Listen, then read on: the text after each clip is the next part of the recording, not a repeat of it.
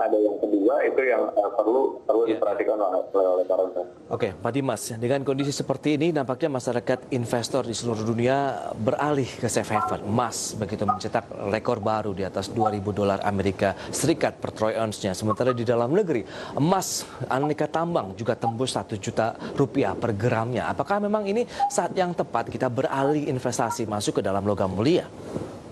Oke, untuk emas itu mungkin perlu diperhatikan oleh para investor, yaitu yang perlu diperhatikan adalah harga emas apakah dalam USD atau dalam IDR. Karena kalau kita lihat IDR kita sekarang, walaupun sudah menguat sedikit ya dari kemarin 15 ribuan, itu sebenarnya masih ada chance untuk kembali ada penguatan. Dan kalau kita kalikan dengan harga emas ditambah dengan penguatan, maksudnya dikurangi dengan penguatan rupiah, itu mungkin akan sedikit meminus potensi penguatan emas ke depannya. Tapi anyway, dari sisi harga emas di USD-nya mungkin masih ada chance untuk penguatan sedikit. Tapi ini lebih dikarenakan mungkin faktor yang kurang bisa di-expect atau kurang bisa dipredik, yaitu saat ini kalau kita lihat US dan China, regardless dengan kebutuhan ekonomi mereka untuk sebenarnya lebih butuh bagi mereka untuk bekerja sama ya untuk ke depannya misalnya trade kembali ditingkatkan untuk mempercepat penguatan kembali ekonomi. Tapi nampaknya kalau kita lihat salah satu leader itu cukup very volatile and unpredictable gitu. Jadi investor di tengah unpredictability seperti sekarang cukup banyak yang sudah ke safe haven seperti itu. Baik, Pak Dimas, kalau kita tarik ya misalnya ke portofolio saham misalnya, mereka emiten-emiten yang memiliki saham khususnya ya, emiten emas seperti Antam, kemudian PSAB, bagaimana rekomendasinya? PSAB hari ini masuk dalam deretan top gainer, tapi aneka tambang di sisi lain sudah mulai terkena aksi profit taking dan memerah pagi ini. Bagaimana analisis Anda, Pak Dimas? Ya, mungkin kalau untuk Antam itu kalau kita lihat dari sisi growth-nya dia lebih kontribusi ke revenue mereka ya. Sementara dari sisi profitability saat ini nikel masih lebih mendominasi.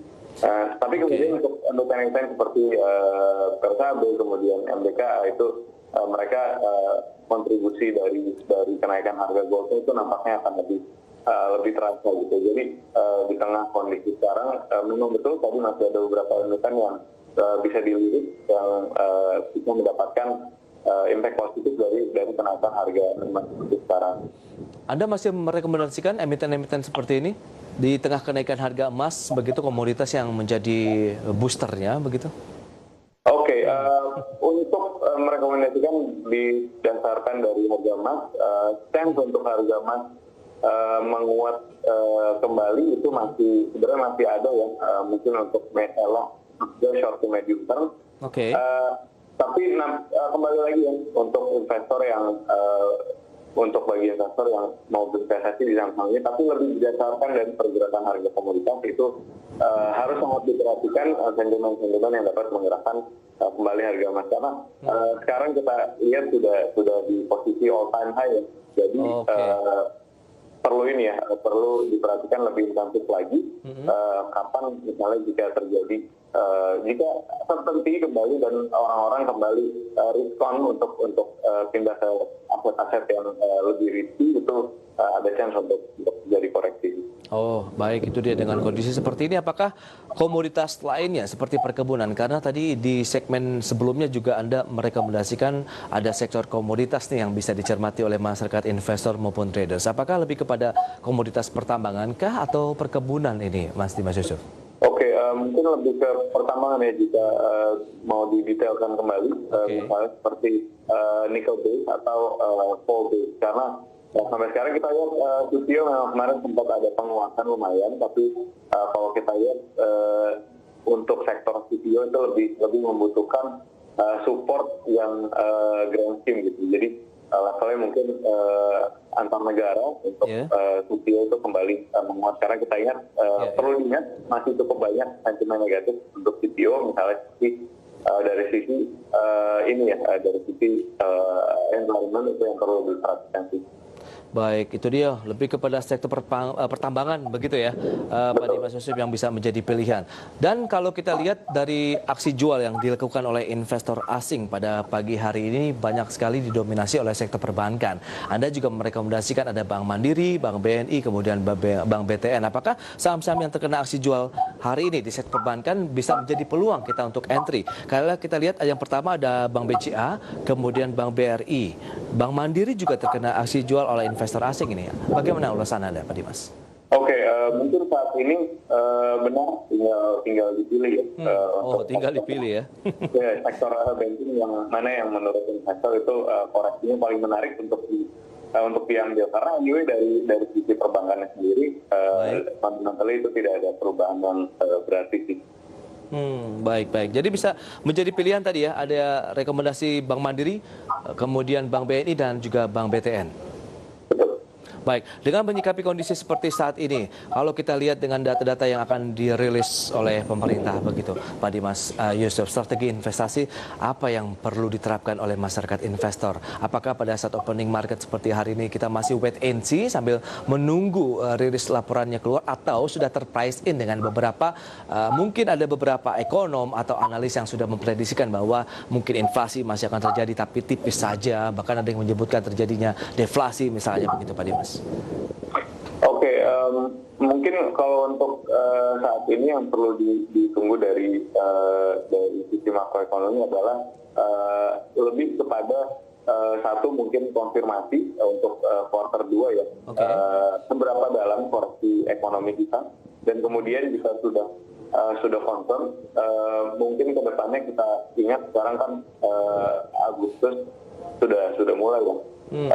Mungkin untuk prediksi kuartal 3 itu masih terlalu early, tapi juga sudah ada preliminary numbers-nya, itu mungkin yang akan menjadi yang akan ditunggu oleh para investor. Tapi anyway memang this time of the year gitu ya, di kuartal 3 memang historically itu relatively flat, cenderung negatif untuk BSI kita, tapi jadinya mungkin bagi investor, terutama untuk yang short term itu harus lebih aware lagi, lebih alert lagi dari periode. Itu juga yang mau saya tanyakan, Pak Dimas Yusuf. Siklik lah begitu kalau kita bicara mengenai bulan Agustus, indeks harga saham gabungan biasanya memang cenderung bergerak di teritori negatif. Tapi dengan kondisi yang ditambah adanya pandemi COVID-19, Anda melihat akan mengarah kemana indeks harga saham gabungan? Karena hari ini pun pelemahan semakin dalam, minus 0,38%, sudah meninggalkan level 5.100-nya, Pak Dimas.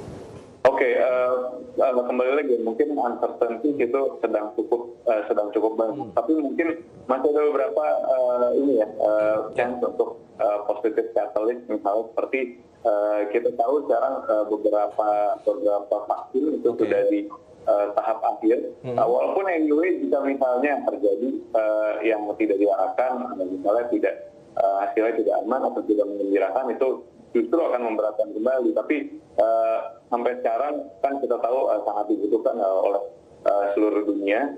Jadi hopefully chance-nya masih cukup bagus untuk misalnya vaksin bisa menjadi positive catalyst mungkin gitu. Ini lebih ke pengandaian, karena memang historically juga kita lihat di masa sekarang itu lebih ke cenderung berat bagi risiko aset untuk kembali.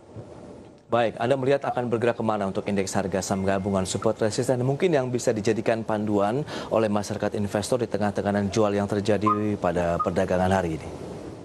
Oke, hopefully untuk dalam jangka waktu dekat yang kita harapkan sih indeks tidak kembali turun di bawah level 5.000 ya. Kalaupun bisa menembus level 5.000 dalam kurun waktu level 1 sampai 2 bulan, hopefully tidak akan menembus kembali level 4.900, karena selain dari efek dari pandemi COVID-19 ini, kita perlu ingat IHSG kita itu sebenarnya di 2018 dan 2019 itu bisa dikatakan lagging dibandingkan dengan peers-nya gitu. Jadi jika sekarang yang lain setelah koreksi itu sudah kembali ke previous high, kita belum, tapi sekarang kita ada koreksi dalam lagi, itu akan menjadi sangat berat bagi indeks kita. Dan Anyway, dari sisi fundamentalnya juga, baik dari sisi makroekonomi dan dari sisi kebanyakan emiten, terutama yang besar itu sampai sekarang sih masih cukup kuat dan hopefully tadi tidak akan kembali ada koreksi yang dalam kemarin. Baik, itu dia. Memang banyak hal yang perlu dicermati oleh masyarakat investor dan traders di tanah air ya, menyikapi kondisi global yang terjadi beberapa waktu terakhir ini. Baik, Pak Dimas Yusuf, terima kasih banyak atas waktu yang sudah Anda berikan dan juga analisisnya. Sukses untuk Anda dan selamat melanjutkan aktivitas Anda kembali, Pak Dimas.